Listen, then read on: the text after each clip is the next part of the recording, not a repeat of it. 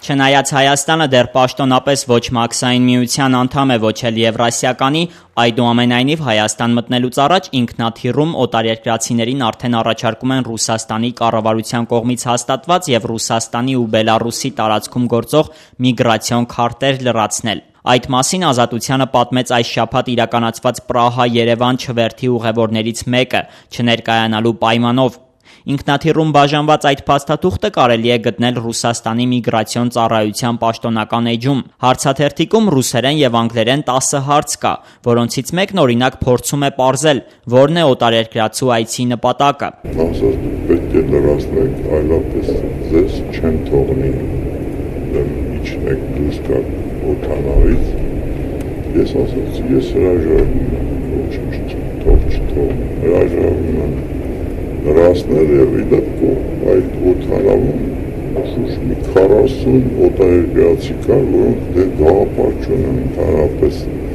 այս ինչ թուղթ է, իրենց տվել են գրված է անգլերեն, անգլերեն պատրաստվում էին արդեն լրացել եւ մի մասը արդեն լրացրել է։ Բարձրացված աղմուկից հետո ուղեկցորդուհին ետ է վերցրել թերթիկը, թեև օդանավում գտնվող օտարերկրյա մյուս քաղաքացիները լրացրել են դրանք։ Պրահա-Երևան ավիաչվերթից հաճախ օգտվող զրուցակիցս պատմեց, որ առաջին անգամ է նման միջադեպի հանդիպել, իսկ հարցին, թե ինչու Հայաստան ուղևորվելիս ինքը պետք է լրացնի այդ թերթիկը, չեխ ուղեկցորդուհին պատասխանել է. կարգն է այդպիսին։ Հարցրեցի, ասի, բայց ով է այս պնդում, որ մենք լրացնենք, ասաց, սա կարգն է այդպես, որ պետք է ուրեմն լրացնենք, ես կարգը չեմ ընդունում, որտեղ ես գնամ Հայաստան։ Չեխական ավիաուղիներից չհերքեցին, որ նման դեպք կարող է լինել։ Ընկերության երևանյան գրասենյակից միաժամանակ Ազատությանը փոխանցեցին, թե տեղի ունեցածը զուտ թյուրիմացության արդյունք է։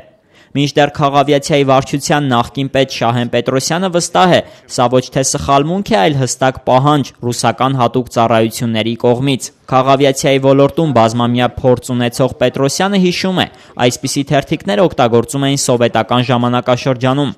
Անկախացումից հետո դրանք վերացել էին։ Պետրոսյանի կարծիքով այս նոր թերթիկների տվյալները Հայաստան ժամանող օտարերկրացիների մասին գնում են ոչ թե հայկական, այլ ռուսական հատուկ ծառայություններ։ Այսինքն ի՞նչ է նշանակում։ Նշանակում է, որ Հայաստանը արդեն վերջնականապես Բելառուսի կամ Ռուսաստանի գուբերնիան է դարձել, հա, կամ անկլավ է ինչ-որ։ Սա ես կարծում եմ, չգիտեմ, ստորաքարշության կամ ստերկամտության ինչ աստիճան պետք է լինի, որ այսինքն Հայաստանի իշխանություն չունի։ Դա է նշանակում։